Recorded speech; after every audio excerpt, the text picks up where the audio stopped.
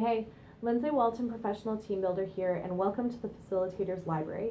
In these videos, I'd like to share recommendations for books that I think are a great addition to your bookshelf if you want to grow in your facilitation skills or if you want to have more facilitator tools available to you. And I always recommend, along with all the psychology books and the technical books and the business books, that you have some children's books on hand. And that can seem weird to people, or they go, no, I can't use those. I work in a corporate environment. Actually, if you're working with adults, children's books are even more powerful because they cause adults to, one, relax just a little bit. We all loved stories pretty much as children. There's part of us that never really outgrows that.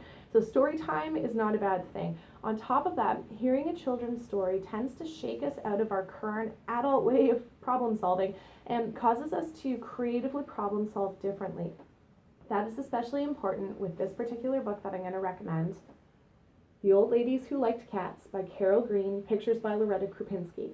This is a children's story that is all about connections and the connection to your workplace, to your team. This book can really help your team to identify if you're trying to solve a major problem, are you actually trying to solve the right problem? It's entirely possible that all the time, money, and resources that you're throwing at something without seeing any results is because you're trying to solve the wrong problem. So I'm going to read you this story so that you can decide whether or not you want to grab a copy from your local library or buy it on Amazon. And then at the end of this video, I'll give you a couple of debrief questions that you can use after reading to the group to help get a creative conversation going. Here we go. The Old Ladies Who Liked Cats by Carol Green, pictures by Loretta Krupinski. Once there was an island with a town in the center. And beyond the town grew fields of sweet red clover, and beyond the fields stretched a dark green forest all the way to the sea. And on the sea sailed the navy, round and round the island, keeping it safe. Now the sailors in the navy were strong and healthy because they drank plenty of good fresh milk that came from the cows in the fields. And the cows gave the good fresh milk because they ate plenty of sweet red clover. And the clover grew thick because long-tongued bees carried pollen from blossom to blossom. And the bees carried pollen because there were no field mice to eat their honeycombs. And there were no field mice because cats from town chased them into the forest. And the cats chased the mice because the old ladies who liked cats let them out each night and said, "Chase those mice and keep our island safe." They were wise old ladies, you see, and knew how things worked together. But late one night, the mayor of the town went for a walk, tripped over a cat, and fell flat on his face in a puddle.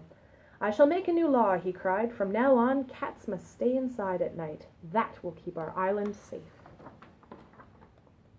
The old ladies who liked cats sighed and shook their heads, but they kept their cats inside at night. And the cats couldn't chase the field mice, and the field mice ate the honeycombs, and the long-tongued bees stopped carrying pollen. And the clover grew thin and sour, and the cows gave poor milk, and the sailors became weak and sickly, and one night invaders came.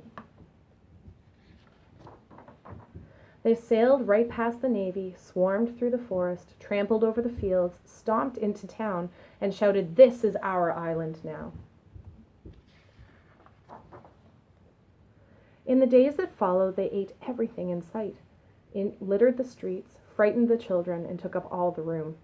"What shall we do?" cried the townsfolk. "What shall we do?" cried the mayor. "This is what you must do," said the old ladies who liked cats. They were wise old ladies, you'll remember, and knew how things worked together. "You must change your law and let our cats out at night. Then the island will be safe again." The mayor scratched his head. "Imagine that," he said. "All right, the law is changed." So out came the cats that chased the field mice, and away ran the mice and left the honeycombs. And back came the long-tongued bees that carried the pollen, and up grew the clover thick and sweet. And the cows ate plenty and gave good fresh milk, and the sailors drank plenty and became strong and healthy. And one day they threw the invaders off the island. "Well done," said the mayor, and pinned medals on them all. But the sailors took them off and gave them to the real heroes. The old ladies who liked cats. The end. So if you've just read that story to your team, here are a couple of potential debrief questions that you can use to open up conversation and help apply this story to the very real circumstances that your team is engaged in. So, question number 1. We're dealing with pirates right now. There's a problem we've identified that we are fighting against or that we're trying to improve. What is that problem? What is the pirate right now? So identify what is the problem that your team is actively focused on and that they've been pouring their time and resources into. Question number 2. Okay, if we've identified that this is the pirate problem, the thing that we're most focused on, how did that become the problem? How did that become a problem? Why is that the problem? What led up to that? Get your team to focus on one step before that problem presented itself. How did this thing even show up on the scene in the first place? From there, question 3, get your team to keep going back until you start seeing some light bulb moments happen. What I mean by that is that if you asked, okay, if this is the pirate problem, what we're most focused on right now, how did we get here? Why is that now a problem? What happened before that? Start tracing the steps backwards. You can then ask for that thing. Well, how did that become a problem? Why is that a problem? Okay, that step that led up to it. How did that become a problem? Why did that happen? Keep going back as far as you can or until somebody has an aha moment where they go, oh my goodness, we ended up with pirates because this happened. And it could be something that happened 6 months ago or years ago. It could be something that's happening in a totally different department. So rather than it being a time issue, it's a department thing where, oh my goodness, this department's trying to solve a problem when really the source of the issue is over here. And that needs to be addressed. And so getting people to work back through the layers or to put together the chain, that can be very powerful. And then one more question. Is there a simple solution that would help to create a positive chain and bring us back to a place where we're feeling good about moving forward?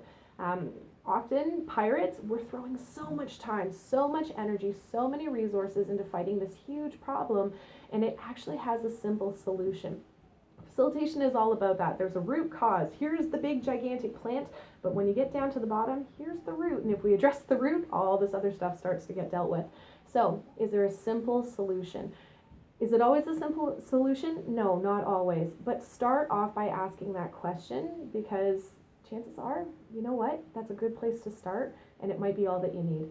So with that in mind, that story, wonderful way to start a conversation. Those are some great debrief questions. If you have any more great debrief questions that come out of this book that you'd like to share, write them in the comments so that other people can benefit from them. And be sure to subscribe to this YouTube channel because I'm going to keep posting more facilitator library recommendations. I'd love to see you there. Have a good one. All the best.